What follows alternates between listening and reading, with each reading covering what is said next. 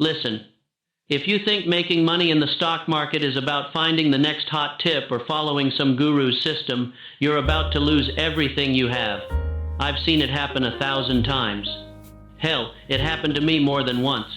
They called me the boy plunger, the great bear of Wall Street, the man who broke the bucket shops and made millions when others lost everything.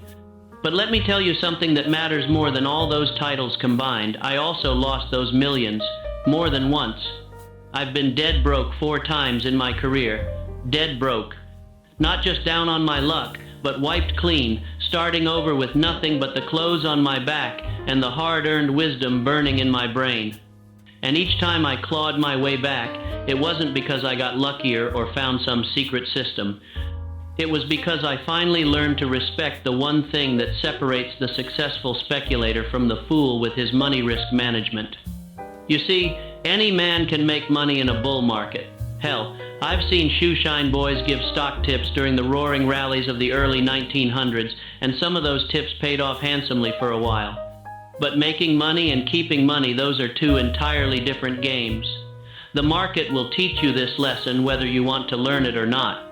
The only question is whether that lesson cost you $100 or $100,000. Today, I'm going to share with you the 10 risk management rules that took me decades to learn, rules written in blood and carved out of heartbreak. These aren't just trading tips, son. These are survival principles for anyone foolish enough or brave enough to try to make a living from the ticker tape. Never risk more than you can afford to lose. Sounds simple, doesn't it? Elementary. But I've seen more fortunes destroyed by this single principle than by all the market crashes combined. When I was 15 years old, working at Payne Weber's Boston office, posting prices on the big board, I thought I had it all figured out. I'd saved up $5 whole, and I was ready to conquer Wall Street. I lost it all on my first trade. But here's the thing that saved me, that $5 was money I could lose without starving. I didn't bet my room and board. I didn't gamble away my job. I kept my risk small because I was small. As I grew older and my capital grew larger, I had to fight the natural human tendency to let my bet size grow with my confidence.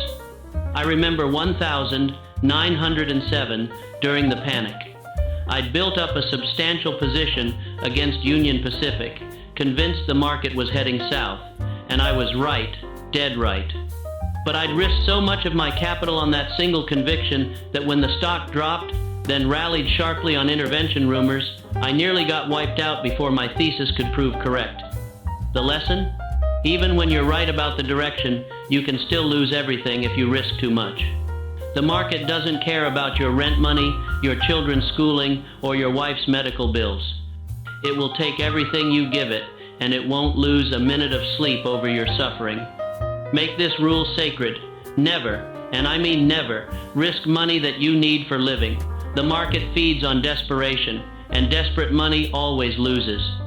Always use stop losses and cut your losses short. This rule cost me more than any other to learn, and it's the one that saved me more than any other once I finally got religion about it. A stop loss isn't just a price point, it's an admission that you're human, that you can be wrong, and that being wrong is acceptable as long as you don't let it destroy you. In my early days, I'd watch a stock I'd bought at 50 drop to 45, then 40, then 35, all while I held on like a drowning man clutching driftwood. It's got to come back, I'd tell myself. The fundamentals haven't changed, but the market doesn't care about your fundamentals when it's in a selling mood. I learned this lesson the hard way in 1906 with Union Pacific again. I'd bought heavily at 180, convinced it was headed to 200. When it started dropping, I held on. At 170, I convinced myself it was temporary. At 160, I started sweating. By 150, I was in real trouble, but instead of cutting my losses, I did what every amateur does. I doubled down. That mistake cost me nearly everything I'd built up to that point, but it taught me something worth more than money. In speculation, your first loss is your smallest loss. Every moment you hold a losing position hoping for it to come back is a moment you're not using that capital for a better opportunity. From that day forward, I decided on my exit point before I ever entered a position. Not hoping to exit, not planning to exit if things got really bad, deciding exactly where I would exit, no matter what stories I told myself, no matter what tips I heard, no matter what the newspapers said. The tape doesn't lie, son. When a stock breaks down through your stop, it's telling you something. Listen to it. Never average down on a losing position. This rule will save your financial life if you let it, and it will destroy you if you ignore it. Averaging down, buying more of a losing stock because it's cheaper now, is the most seductive trap in all of speculation. It feels so logical, so smart. If I liked it at 50, I should love it at 40. Nonsense. Pure, deadly nonsense. When I was running my operations in the early 1900s, I watched pool operators use this psychology against the public every single day. They'd let a stock run up to attract buyers, then start unloading their shares. As the price dropped, the amateurs would start buying more, thinking they were getting a bargain. The more it dropped, the more they bought, all the way down to ruin. I remember one poor soul in 1903, a cotton merchant from Alabama who'd made a fortune in his business and thought he could conquer Wall Street. He bought steel at 45, convinced it was going to 60. When it hit 40, he bought more. At 35, more still. By the time steel hit 25, he'd invested his entire fortune and then some. He lost everything: his business, his house, his family's future. The market was trying to tell him something from the very first drop, but he wouldn't listen. He was so busy catching what he thought was a falling bargain that he never stopped to ask why everyone else was selling. Here's what I learned. When a stock goes against you, the market knows something you don't. Maybe it's insider information, maybe it's a shift in business conditions, maybe it's just the natural ebb and flow of speculation. But whatever it is, fighting it by throwing good money after bad is the surest way to turn a small loss into a disaster. If you're wrong, admit it quickly and cheaply. There will always be another opportunity for those who preserve their capital. Diversify your risk and never put all your money in one trade. I learned this rule the hard way, not once, but several times throughout my career. There's something intoxicating about being absolutely certain you're right about a stock, about feeling that conviction burn in your chest like fire, but that same fire can burn down everything you've built. In 1901, I was convinced, absolutely convinced, that Northern Pacific was going to collapse.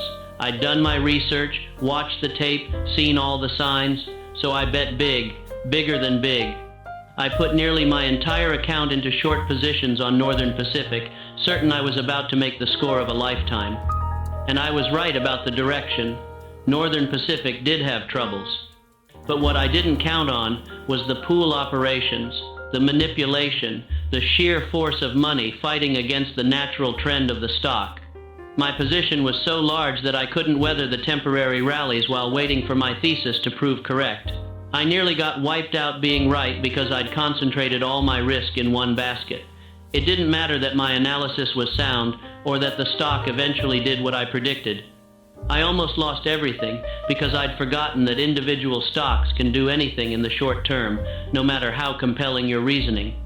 From that day forward, I never risked more than 10% of my capital on any single position, no matter how certain I felt.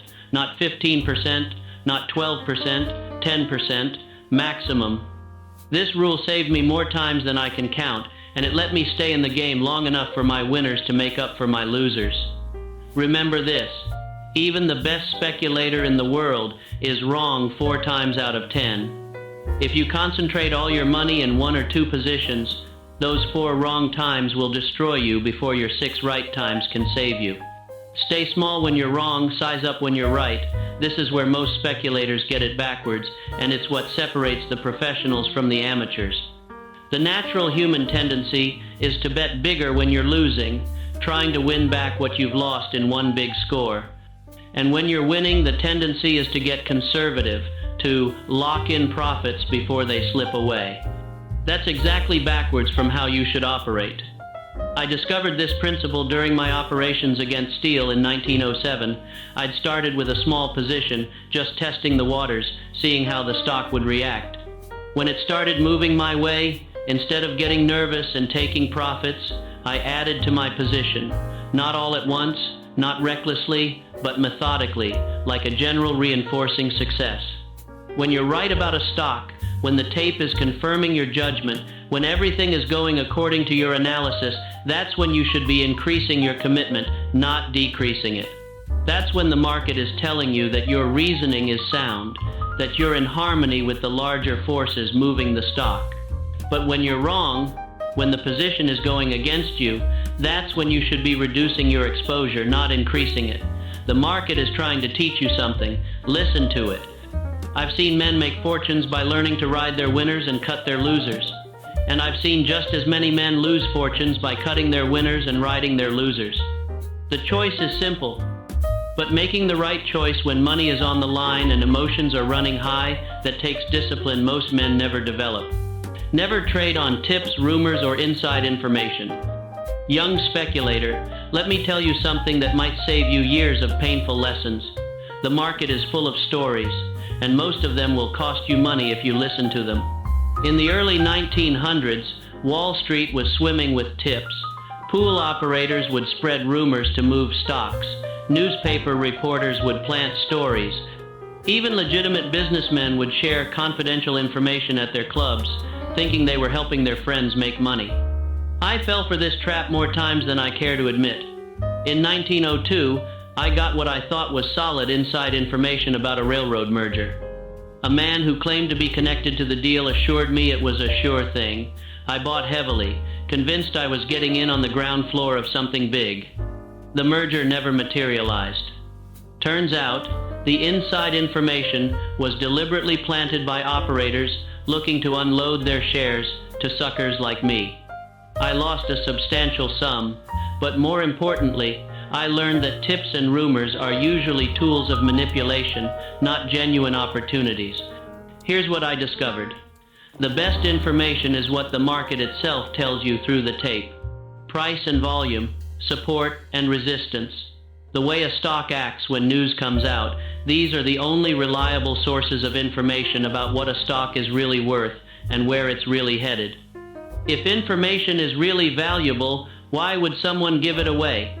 And if it's not valuable enough for them to act on exclusively, why should you risk your money on it? Trust the tape, son.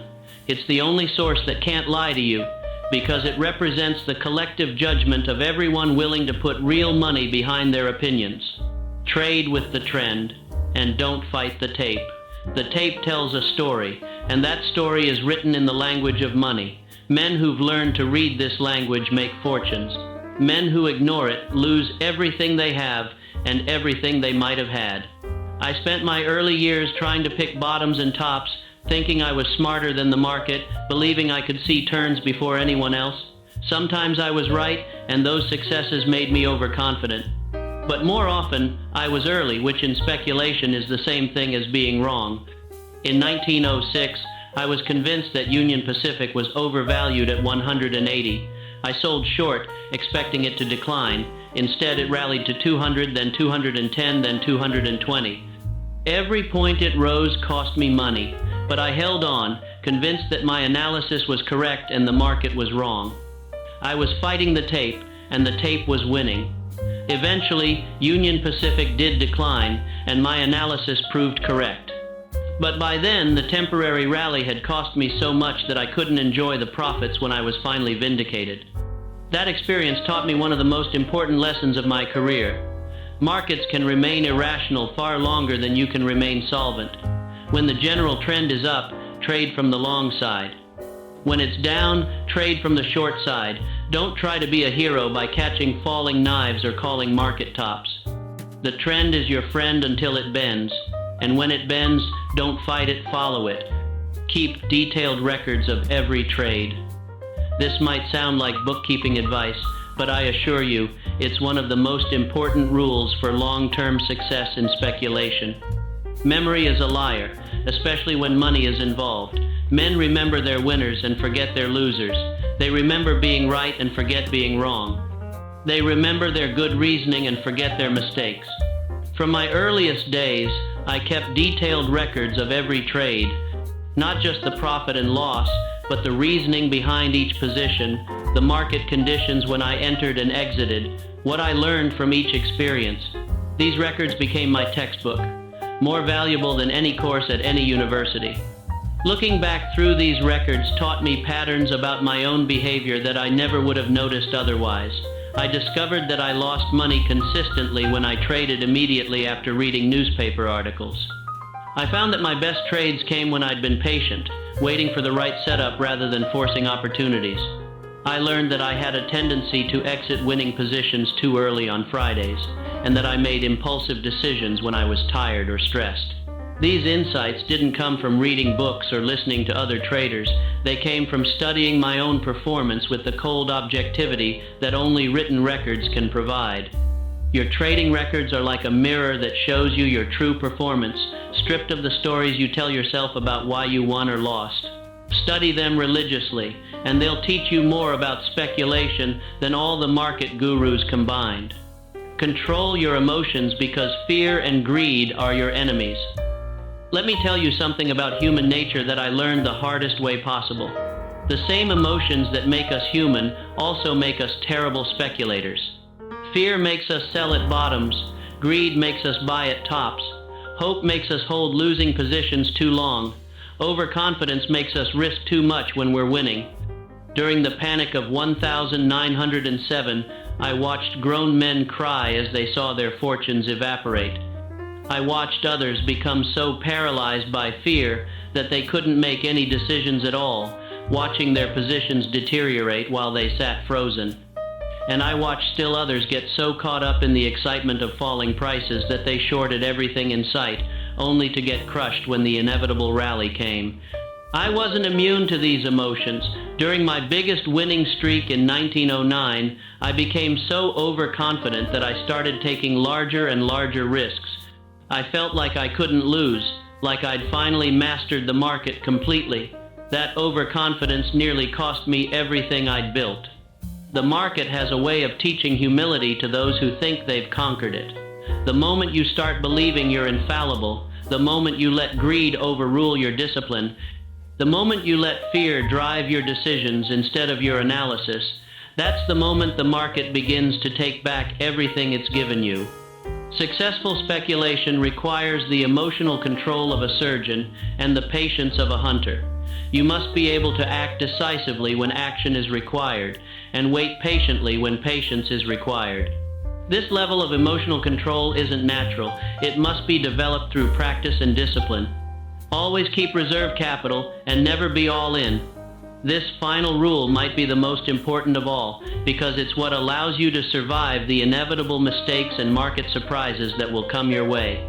Reserve capital isn't just money sitting in your account, it's your ability to take advantage of opportunities and your insurance against catastrophe. I learned this lesson during my first major setback in 1901. I'd been so successful in my early operations that I'd put nearly everything I had into active positions. When the market turned against me, I had no reserves to fall back on, no dry powder to deploy when opportunities arose. I watched helplessly as stocks I'd been tracking for months fell to incredibly attractive levels, but I had no capital available to take advantage.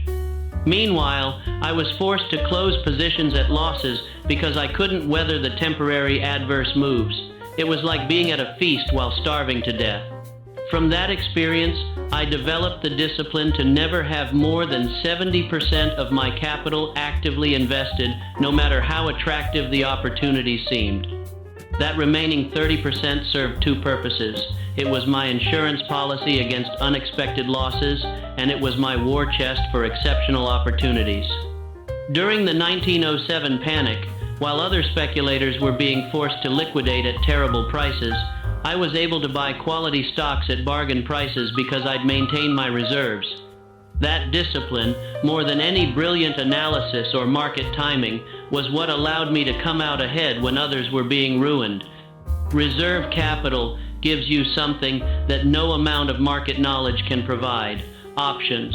When you have reserves, you can be patient.